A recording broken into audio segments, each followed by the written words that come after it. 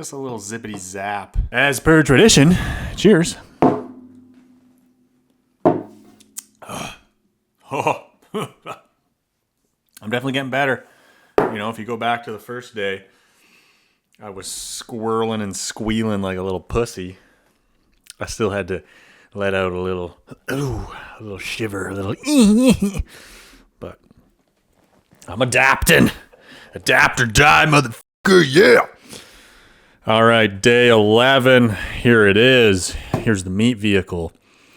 Looking not bad. Got a pretty good pump. Chest progress has been notable lately.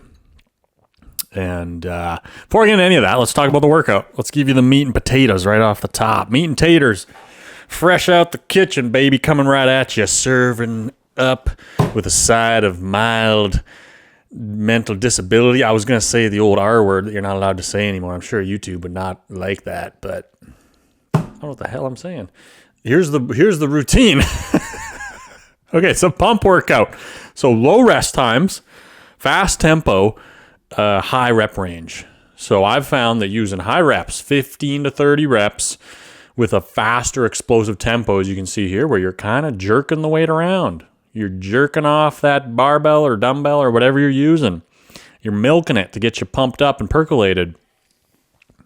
And then triceps first, 30-second rest, biceps. And then back and forth for 8 rounds. It's going to give you the craziest pump. Try it out. And key ingredient is to push yourself all the way to failure. And I would say beyond, where you go down to partials. So you're just moving, right? In curls, you're just trying to like think about the muscle and have some feel for, you know, the muscle stretching and contracting. But obviously when you're going real fast and the form's a little sloppy, it's not a super conducive mind to muscle connection style. But the point I want to make is as you get towards the end of the set and you're burning out, you got no juice left, the tank's empty, you're running on fumes, just go down to partials. You can't come all the way up. Bang, bang, bang, and just keep pushing. That allows you to take the fatigue to a really elevated level. Rest your 30 seconds. Same thing with the other exercise. And I'm not saying this is like the best way to train. If you're new here, you'll realize that like a lot of these workouts change and vary. And I think there's benefit in doing pump workouts, as you've heard if you've been here for a while. And I think there's benefit in doing workouts where you're not as concerned about the pump and you're tracking and you're focusing on progressive overload. You use a longer rest time. You try to move some weight, but this is a pump session. And if you haven't done it yet, try it. If you've watched a few of my videos lately, I recommend you do one thing. You try this workout and get a taste of the juicy pumpity pumperella that you can get from this style of training. A lot of people would critique it and be like, that's wrong. You're not supposed to do reps like that. As if there's kind of one cadence that everybody should do. So I see these like, you know, fitness expert scientists online will critique other people's workouts and they'll be like, that's not the tempo you should use. As if there's one singular best tempo.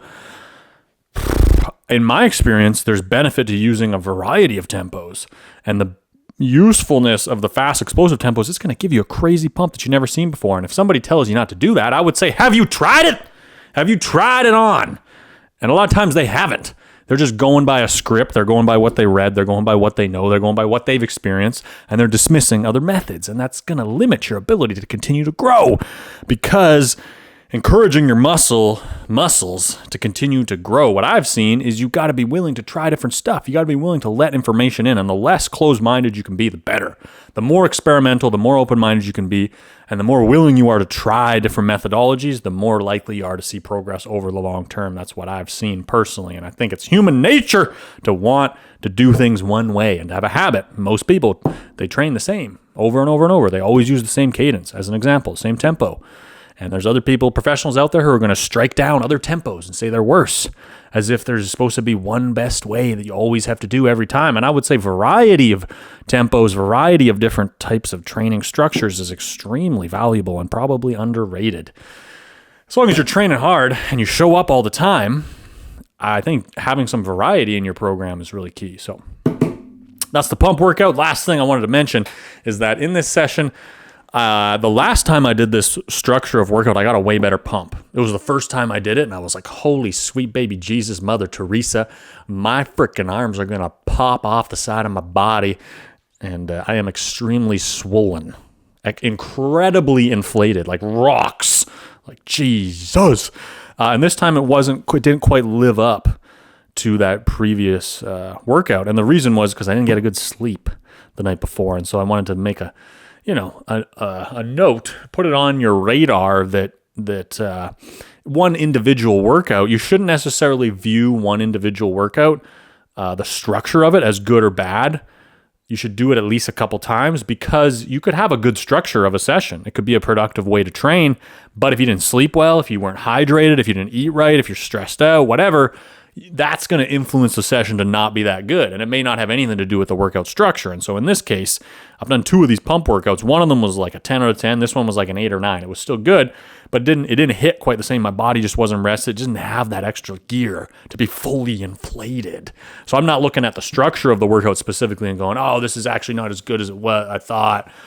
I'm more saying, your nutrition and your sleep and your hydration and all these other things play a huge role in your ability to get as optimal or as good of a session as possible. So always keep that in mind, man. You're going to have ups and downs. You're going to have days where your workouts aren't as good. It's inevitable. It will happen 100%. You got to be mentally prepared for it and not get too demotivated from having a bad session. It's going to happen. If you're going to be consistent, which you need to see significant progress, then you're going to have bad sessions. And sometimes that happens. You just got to let it slide off your back. Don't worry about it too much.